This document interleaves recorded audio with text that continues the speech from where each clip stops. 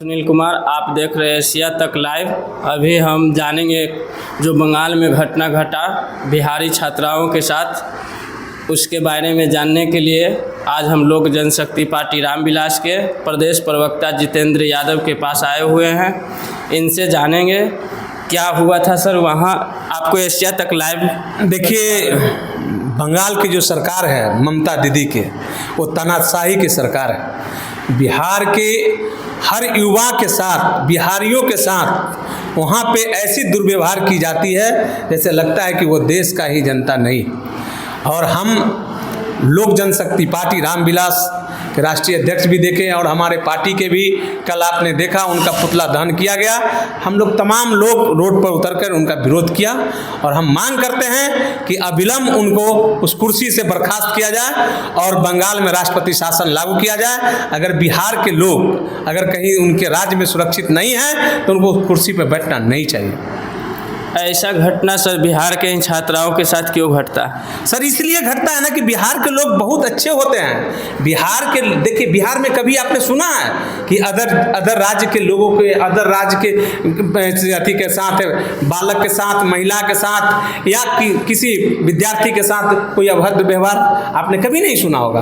तो ये सब जो है ना, ममता दीदी का राज्य में यही सब होता है। बिहारियों के साथ कभी मारना, कभी काटना, कभी कुछ, आपने बराबर देख रहे हैं। इसलिए हम लोग, तमाम लोग, हमारी पार्टी हमेशा वैसे घटना को विरोध करते रहा और आगे भी करते रहेगा। और हम लोग मांग करते हैं कि उनको बंगाल में राष्ट्रपति शासन लागू हो और उनको कुर्सी को छोड़ देना चाहिए। जो घटना किया था वो आमदी तो वहाँ पे गिरफ्तार हो चुका है। देखिए, गिरफ्तार होने से नहीं, एक गिरफ्तार होता है फिर दूसरा घटना भी होगी, उसको सजा मिलना चाहिए ना। अगर जब तक वो कड़ी से कड़ी सजा उसको नहीं मिलेगी तो उसमें तो बंगाल सरकार खुद मिली रहती है। बंगाल सरकार के हर एक नेता वहाँ पर उनके साथ मिला हुआ है, इसलिए नहीं तो उनको कड़ा से कड़ा उनको सजा देना चाहिए। और बिहार में आप देख रहे हैं कि हर जगह के जितने भी लोग आते हैं उनको सम्मान, रोजगार और उनकी शिक्षा की तमाम अच्छी व्यवस्था होती है। अदर स्टेट से भी लोग आते हैं हमारे राज्य में, उनके साथ कोई भी गलत व्यवहार नहीं किया जाता है। शांति से लोग रहते हैं, भाईचारा के साथ रहते हैं। ये हमारे बिहारियों का संस्कार है। यहाँ के सरकार की ऐसी व्यवस्था है, बिहार की ऐसी सरकार की व्यवस्था है, नीतीश कुमार जी के सरकार में ऐसी व्यवस्था है कि कोई लोगों के साथ गलत व्यवहार नहीं किए जाते। लेकिन वहाँ देखिएगा कि कभी बिहार के लोगों के साथ, कभी महाराष्ट्र के लोगों के साथ वो आए दिन वहाँ घटना घटते रहता है। पिछली बार आपने देखा महिला के साथ जो घटना घटा, ये पूरे विश्व में एक ऐसा घटना है जिससे वहाँ के राज्य के मुखिया नहीं, वहाँ के समझिए कि बिहार के से लोगों को और बंगाल के लोगों को, बगल में झारखंड है, सब लोगों को आना जाना होता है। लेकिन कभी आपने देखा कि बिहार में कोई घटना? झारखंड है, झारखंड में भी देखते होंगे कि लोग आते जाते रहते हैं, लेकिन बंगाल में कोई भी घटना ऐसा होता है जो कि पूरे विश्व में फैल जाता है। तो ये ऐसे घटना बराबर होते रहती है, इसलिए उनसे वो अब सरकार चल नहीं रही है। अब उनको सरकार से हट जाना चाहिए और एक अच्छी सरकार जो है ना, नरेंद्र मोदी के नेतृत्व में, देखिएगा आने वाला समय में बंगाल में भी सरकार बनेगी। ममता दीदी तो बोलती है कि बंगाली बिहारी भाई भाई। अरे बोलने से नहीं ना होगा भैया, बोलने के लिए तो हर कोई बोल देते हैं। बिहार के लोगों को कहीं कोई दिक्कत नहीं होता है, उनमें इतना प्रेम है, उनमें इतना शक्ति है कि हर जगह वो मिल जाते हैं। लेकिन उसको मिला के रखिएगा तब तो आप उसके साथ गलत व्यवहार कीजिएगा, उसके साथ आप मारपीट कीजिएगा। लेकिन बिहार के लोगों में इतना प्रेम है, भाईचारा, वो हर जगह रह जाता है। लेकिन वो बोलते हैं सिर्फ कि हम भाई भाई करेंगे, वो भाई भाई ने दुश्मन करते हैं। अगर भाई भाई करते तो बिहारी के साथ और बिहारियों के साथ और बिहार के छात्रों के साथ वैसे व्यवहार नहीं होते। लोक जनशक्ति पार्टी के अध्यक्ष चिराग पासवान जी कल मुख्यमंत्री जी से मिले, क्या आश्वासन कुछ मिला? आश्वासन क्या मिल रहा है? हम लोग गठबंधन में हैं तो भाई मेरे नेता का हमेशा बिहार में कोई भी अगर किसी तरह की अभी देखा बाढ़ की समस्या है, हमारे नेता गए मुख्यमंत्री साहब से मिल करके बिहार में जो बाढ़ की समस्या, उस समस्या को रखने का काम किया। देखिए सब जगह बिहार में जहाँ जहाँ बाढ़ है वहाँ सभी लोगों को सुविधा मिलना शुरू हो गया।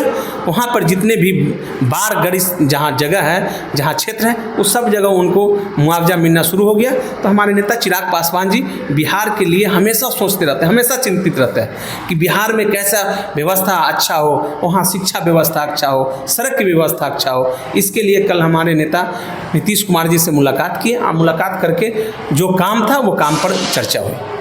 कहीं न कहीं सर आप बख्तियारपुर विधानसभा क्षेत्र से आते हैं, वहाँ पे अभी तक बाढ़ घोषित नहीं हुआ है। देखिए उस पर जांच चल रही है, निश्चित रूप से आने वाला समय में घोषणा होगी।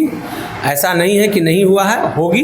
देखिए वहाँ पे लोग लगे हुए हैं, वहाँ के एसडीओ लगे हुए हैं, सीओ बीडीओ सभी लोग लगे हुए हैं, खुद डीएम साहब भी गए हैं और निश्चित रूप में आने वाले समय में ऐसा नहीं है कि नहीं होगी, होगी।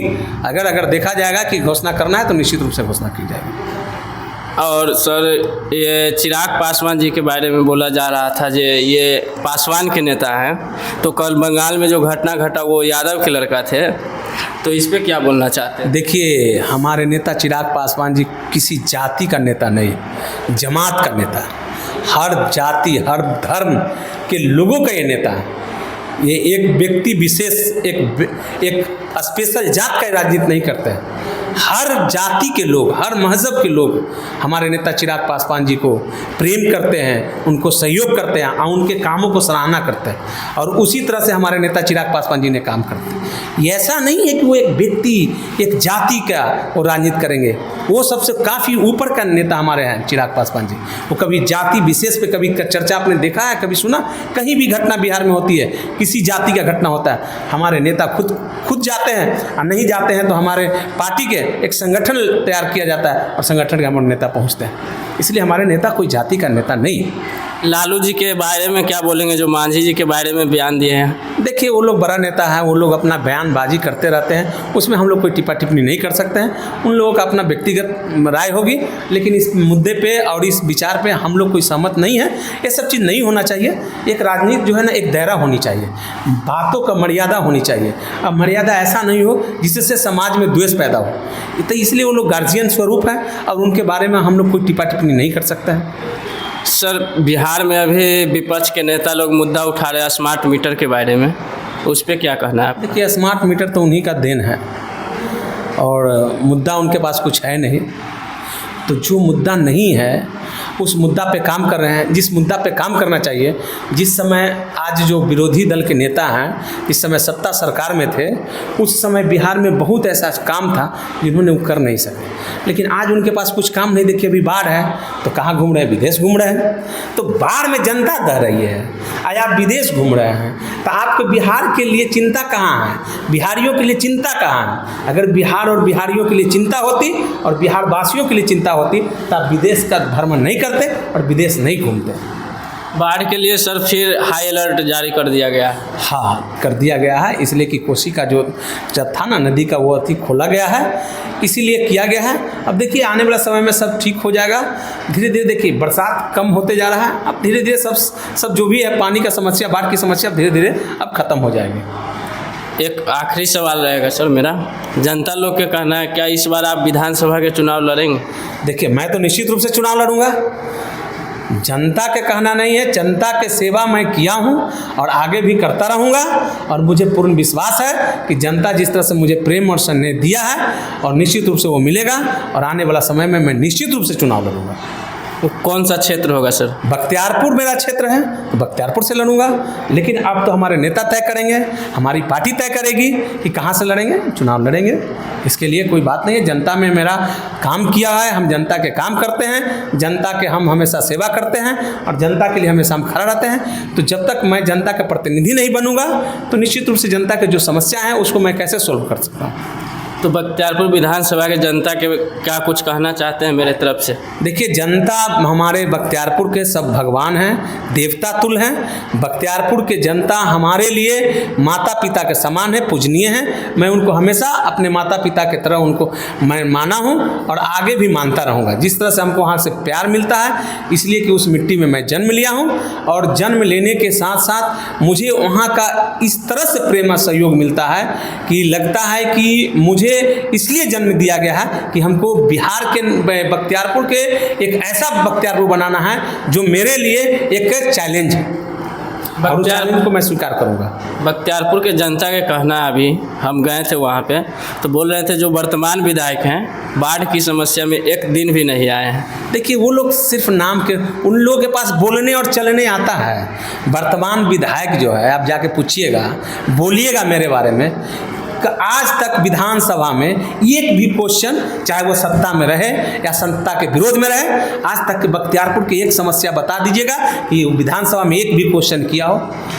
तो जो नेता अपने क्षेत्र के लिए उसको चिंता नहीं हो, इसको अपने चिंता हो कि टिकट कैसे मिले, जनता को कैसे बुर्बक बना के जीते, तो निश्चित रूप से वो कोई काम कर ही नहीं सकता है। मैं आपको विश्वास दिलाता हूँ, आप जाके पूछिएगा बख्तियारपुर की जनता से, मैं विधायक ना ही रहते हुए भी मैं उतना काम करता हूँ जितना विधायक कतई नहीं कर सकता है। 5 साल क्या 5000 साल में भी वो नहीं कर सकता है जो काम जितेंद्र यादव बख्तियारपुर के लिए करता है। कोई भी चीज़ हो, आज जो बाढ़ हो चाहे किसी भी तरह के, आप दियारा से लेकर के शहर में भी जाके देखिएगा, मैं जनता के हर वो समस्या, अगर हॉस्पिटल में कोई आता है, बख्तियारपुर के कोई भी जनता अगर आता है तो मैं निश्चित रूप से, आप उनसे जाके जरूर पूछिएगा कि लाख 2-2 लाख 4-4 लाख के बिल होता है, मैं उनको कम करवाने के काम मैं सहयोग भी करता हूँ और उनके अच्छी इलाज की व्यवस्था भी मैं कराता हूँ। तो हमेशा मैं बख्तियारपुर के लिए काम किया हूँ। कोई भी समस्या हो, चाहे वहाँ प्रशासनिक समस्या हो, रोड रेगुलेशन की समस्या हो, रोड की समस्या हो, हर समस्या को हम दूर करते हैं। और बख्तियारपुर के वर्तमान भी, ये बख्तियारपुर के लिए भी दुर्भाग्य है कि वैसे लोगों को बार बार चुना जाता है और वो सिर्फ टिकट के लिए वो परिक्रमा करके पार्टी में टिकट ले आता है,